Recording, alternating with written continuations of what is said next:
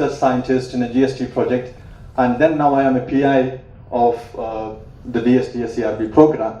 So I seen the progress which made during the last 26 or 25 years through the SCRB program, and I also seen the dynamism which brought by the Padma Shri CP Ora, taking the glaciology out of GSI and bringing it to the large audience outside the multi-institutional, multidisciplinary expedition. Actually, most of the researchers today in the country is product of that dynamic, visionary leadership provided by Padma Shri CP Ora. Unfortunately, that particular PAMC has been now dismantled and subsumed into the Earth, Atmospheric and Ocean Research, the program. So I am talking in this context that, and also we had a beautiful idea of institution for Himalayan glaciology, and that also vanished into thin air. So this is a context in which I am giving this my observations, because I also feel that apart from other things, it is also some sort of approach problem which we had during the last 25 years or so, which brought to this fact that we are in a position where in which we are looking for ways to concretize our way forward. But I fully agree with Nisha when we said that the glaciology program or cryospheric program is devoid of policy linkage. I think that is one of the most important problem which we had faced, because we will talk detailed in my talk. So that is one point, and the lack of policy relevance in the research outcomes. And I also feel that the unknowns are remained unknown for long period, like monsoon accumulation of these glaciers after the Ageda said in 1984. There is no clear research or attempt made in the Indian Himalayan region to say that how about this monsoon accumulation. We always repeat this monsoon accumulation, but there is no research paper critically analyzing that. That have many reasons because of the resource problems and things like that. But that is one of the, and there are, through the day we have seen that the lack of understanding of the precipitation gradients in this, how much snow falls in the glacier is not yet known. So those kind of unknowns are perpetuated the lack of trustworthiness or result are to actually lead to the, when policymakers look into all this, have a problem in appreciating the whole work done during the last.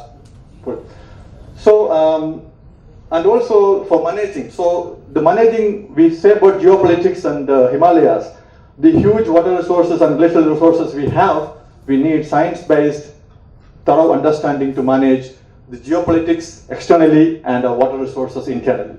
So here you can see that the glacial distribution, if you see across the Himalaya, we can see that the Ganges Basin is on 2,200 square kilometer of Indian IHR region, and when it goes to the eastern part, it is 800 square kilometer. But when it moves to the westernmost part, especially the Ladakh region, I think it is the most hotspot of glacial resources in terms of glacial resources, because the almost 70% of the Indian glacial resources lies in this upper Indus Basin, the Ladakh region.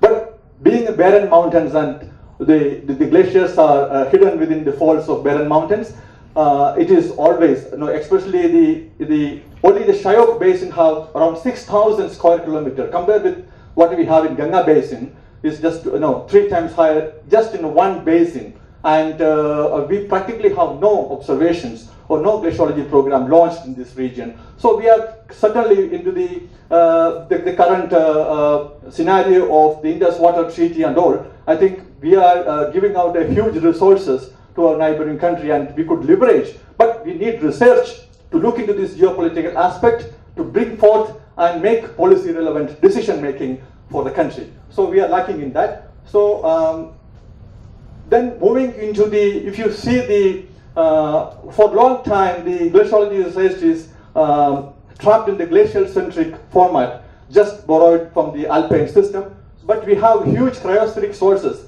You can see in the Indus Basin, the snow cover is almost 12 times more than the glaciers, and it is in the Ganga Basin, it is 8 times, and also in Brahmaputra Basin, it's 13 times more snow cover. I agree with when we say that the snow cover is monitored through remote sensing, but that's not enough, because the remote sensing never could, as of now, couldn't say that how much precipitation is fallen at a particular place, the depth information. And that monitoring, and also relevant other monitoring like snow cover duration and things like that, actually critical for the climate change and the river flows. Actually, the policymakers ask the question of how your glacial research is valid for how it impact the river flows and other ecosystems, but we are not able to answer because of lack of this understanding. Again, the new addition which we made during our research in Ladakh is the permafrost. Some of the modeling studies by Stephen Gruber in Carleton University suggested that the permafrost area in the Himalaya could be 14 times more than the glacier area itself. And we know in Ladakh with our research, I'll go through that into a short time, we have huge areas under permafrost. So we need to study a cryospheric system and its interactions and feedbacks, and then we need to look into. So when we traditionally practice this glacial-centric approach where we measure the glacier runoff at the glacial snout and just focus on how much is the mass balance and relationship. But we found way back that this is going to get into trouble. So we started looking into because the entire Himalayan system is a orographic driven system. It is not latitudinal control system. So all the orographic system from the hill bottom to the top is being affected or controlled, and these glacial systems are regulated by the orographic forcing. And when we talked about atmospheric scientists, they always said that at certain elevation, after certain elevation, 4,000, 5,000 meters, there is no moisture going in, but we have huge precipitation in this area, all driven by orographic control. So, and we also need to look into how the glaciers are affecting downstream. And we have designed the catchment strategy. We experimented in the Ladakh catchment. So what we are doing is we have 3 layers of meteorological monitoring, we have glaciological mass balance, we have isotope studies, and we have now started the permafrost research in this catchment, and we have runoff. So just to see that how the permafrost actually influence these cold-rate systems, here you can see this is a 2010 discharge with huge snow cover, and we have this subsequent year in 2011. There's a dry year with less snow cover. Here you can see how the hydrograph is having the peaks in the 49 and 39% of the water comes in the July and August months. But when there is less of snow, you can see the persistent flow from the catchment, which is actually distributed. And it is very crucial for the agricultural purpose, because these areas are fully based on the glacier contribution from the glacier and cryospheric contribution from the hilltop. So if you have the melting and discharge at the month of May and June is very crucial, because that is the sowing season in that area. So here you can, even though you have higher water coming in the July month, but this dry rainfall in the ground ice melt is actually sustaining the runoff in that area and actually beneficial to the people of that area. But here you can see how we just conducted the electrical conductivity, because that is a factor in which we say that it is the ground ice melt is coming or not. Here you can see it is in inverse relationship very clearly for that is very usual for the snow melt period. But here you can see the very high electrical conductivity in these waters, which is coming for sustaining for 2-3 months. So now we have gone ahead, and it also has implications in runoff modeling, because any runoff model which you see, if you have higher the snow covers, you can see the runoff model works very well if you have snow cover for a long period. But in 2011, you can see the runoff models doesn't work, because you need to integrate the ground ice melt component in the models, which is not actually used generally in this area. So we are trying to modify and incorporate that kind of model to look into this aspect into this region. Another key factor which we found, that the huge lapse rates of the cold-rate system. Here you can see this, the lapse rate of this region goes, the mean monthly lapse rate is around 10 degree per kilometer, and it goes up to 14 degree per kilometer for instantaneous values. So here, if you see the entire section, there is 2 distinct lapse rate regimes in these areas. This is not only for cold-rate system, we have found it for the monsoon area also. So here you have the high lapse rate in the valley scale, And for Nival glacial region, you have a lesser lapse rate, which is close to the moist adiabatic lapse rate. And when compared to the monsoon region, you can see here the monsoon lowering, as we suggested, that the monsoon comes in, a lot of precipitation happens, and latent heat release actually warms up the region. And we have lesser, in the moist regime, you have lesser lapse rate in this region. So because it is very crucial for this region, because ultimately we use this data for critical for the runoff modeling, and many runoff models use the standard lapse rate. So we need to understand these specifics of cold arid system and monsoon systems, and as well as the alpine systems in the Kashmir. This distinction has to be made to develop this kind of understanding for this region.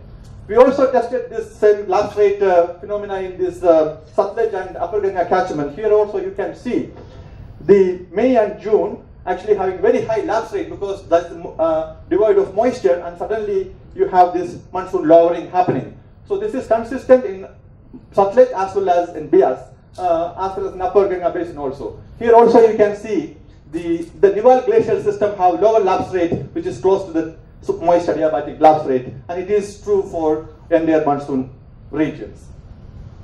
And also the variability, if you see the lapse rate variability over a period of 25 years, we have seen that the moist adiabatic, the glacial Nival regime, the lapse rate vary interannually much higher, but when it comes to the valley scale lapse rate, it is more stable. So it is very important that what kind of lapse rate you use for projections if you want to see how the temperature is extrapolated to higher altitude in the coming the future runoff estimates. And also, it's the previous speakers have mentioned about the unknown factors of how much precipitation is falling on this higher elevation. From Ladakh, you can see it's a huge precipitation gradient which you observed. Huge precipitation gradient at valley bottom. This is just in winter precipitation is 40 millimeter. You all know that it's the cold arid region. But in the glacier, we are seeing is around 600 millimeters of water equivalent snow. So it's a huge precipitation gradient. Otherwise, all this accounted for glacial melt. That's what happened in many other regions. That because we consider that the precipitation is not that high, so we account when it model to the glacial melt. But actually, that is not happening. And so, what is actually happening here is, the summary. The upper regions have a huge hydrological gradient in these areas.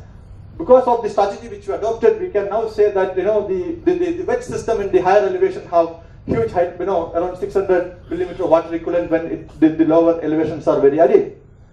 And here we have tried to develop a mass balance series, which is both having winter accumulation and summer accumulation. And here you can see the winter accumulation part. We have all seen that a lot of mass balance studies are done in the country, but the winter accumulation part is really missing from the mass balance studies. What all we have is the net mass balance of this series, and that really not going to help us in understanding how this glacial mass balance is affecting the downstream discharge. Here you can see interesting thing, where you have positive mass balance, you have higher runoff in the catchment outlet. But here huge melting happened, here is the less runoff. Because these glaciers are small, we have also shown in 2010 work which we have did for monsoon regions, that because of the monsoon impact and precipitation dominant systems, there are the positive mass balance regimes have more runoff than the negative mass balance. When negative mass balance happens, it actually compensates and it's not visible. So the same thing is happening in the cold arid system also. But it is really complicated because of the permafrost and ground ice melt. Here you cannot clearly distinguish or correlate one-to-one with the glacial systems, because it's so complex and we need to understand more about the systems. So what I am trying to summarize is that the research focus should also extend to key glacial resource areas to make its policy relevant nationally and internationally, and promote research on snow, glacier and permafrost on equal footing. I'm not saying that one thing should get prominence or other. That's what is happening now. Because of the technology and some research, especially, there's a general feeling that all things can be done by remote sensing, but that is not really true. We need to have ground-based observations it's a very excellent tool to reach and non-reachable areas, and a lot of studies can be done, but it requires key ground stations to validate and give more research inputs and research thoughts into the system. We need robust field stations on a cryospheric system perspective, so that we can integrate, we can understand the feedbacks, and the most least but more important thing is the restrictions on discharge data by the government of India on rivers should be eased to facilitate fearless policy-oriented research by wider research community. This all we feel that we all know the issue with Bangladesh, because the recent research have shown actually the entire Gangetic system, the glacial contribution is around 3% to 10%, less than 10%. That doesn't make much sense to store, say something about our negotiations with Bangladesh. So critical areas of data should be freed in a selective manner, whatever way it can be, and it will be available to promote the more research into this area. But only with more research we can get more understanding, and we have our own research rather than based our policy making by the international agencies. And that is my humble request, and I thank you everybody for patient listening in the fag end of this day. Thank you very much. Thank you. Do you have any question? Any questions, clarifications? Thank you very much.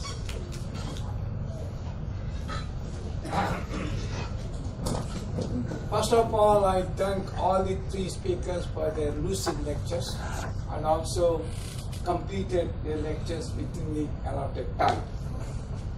I also thank the audience.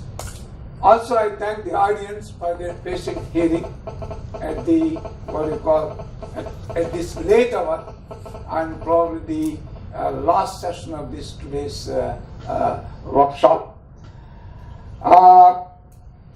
Dr.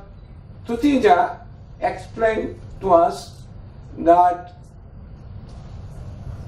stress-tolerant crops would able to provide a resilience to climate system. He mentioned one microbe isolated by Professor Verma, and then he also mentioned about the genes that can be transferred from one plant to another plant, which will make them stress tolerant, particularly the drought tolerant and salinity tolerant. And Dr. Satyakumar has given an excellent lecture about the shift in the habitats of the animals, and in fact the migration of the animals from one region to another region, and is an excellent lecture. And then we have the last speaker, Renoj. He has given a beautiful lecture about the need to undertake more researches on the glaciology, snow, water availability, and so on. But what I could get from his lecture is that there is an urgent need to set up a separate institute of glaciology to understand and to do more research on the Himalayan glaciers. And this has been going on for a long time. I don't know the reason why this has not yet been crystallized. Let me tell you that from my side, I want to say a few things, few statements, not more than 3 statements. First of all, I'm a newcomer to this area. Secondly, I was a little bit surprised to see these 3 words, Himalaya, Arctic, and Antarctic. The reason is Himalayan mountain range, Himalayas are mountains in the tropics, and whereas these Arctic and Antarctic are entirely geologically different systems. Now, where the comparison is, I leave it to the wisdom of the organizers who have chosen this. I have nothing to say on this. But what I want to say to you is, I have no idea about the Arctic and Antarctic, but with respect to the Himalayan ecosystems and biodiversity, you can't simply that whatever the changes that has been taking place in the Himalayan ecosystems and biodiversity is because of climate change. Let me tell you, I've seen the Himalayas, both northwestern Himalayas and northeastern Himalayas. Is the land use pattern which is the major driver for changes in the Himalayan ecosystems and biodiversity. I can give an example. Without any climate change, we have made two ecosystems extinct. One is the underlying oak forest of the Himalayas, of the northwest Himalayas, become extinct. And then we have a lowland tropical swamp forest in eastern Himalayas, disappear. Who's that? Not the climate change. It is the human-induced factor, the greediness for land, the greediness for the resource has led to the disappearance of this. Number two, what I say is we need to develop more resilient ecosystems. Until unless we have more resilient ecosystems, we go on saying that yes, we need mitigation, adaptation and so on. But you develop a resilient ecosystems, we will be able to withstand all climate changes. Now, let me tell you, on a large landscape level, if you have a stable and a biodiversity rich or a species rich ecosystems, they are very, very resilient. It has been demonstrated both in the United States and in London that if you have on a large landscape level, if your species richness is very high and if there is a stable system, there is a less what we call change in the ecosystem in spite of the climatic variability or the climatic change. And I also want to tell you, we have restored some ecosystems in some states during the last 20 years, and we have been watching these restored ecosystems. Is there any shift in the what you call change in the phenology or in the species composition? We did not observe. And similarly, we have developed a network of biodiversity parks on a very large landscape level in Delhi with the help of Delhi Development Authority, and we have been observing for the last 15 years no change. Our biodiversity parks are species rich, stable on a large landscape level. For example, we have something like 2,000 species living in 40 to 45 communities on a large scale. So what I want to say in a nutshell, that it is better to talk, instead of talking about mitigation and adaptation, better we should have a climate resilient ecosystem as a possible strategy to overcome the problems of climate change. Thank you very much for your question. Thank you very much indeed, sir. May I now request the chairperson, Professor C.R. Babu, to do the honors of presenting mementos to our eminent speakers, Dr. S. Satyakumar and Dr. Renoj Thayyen. And may I also invite Dr. Thayyen Mello to do the honors of presenting a memento to our distinguished chairperson, Professor C.R. Babu.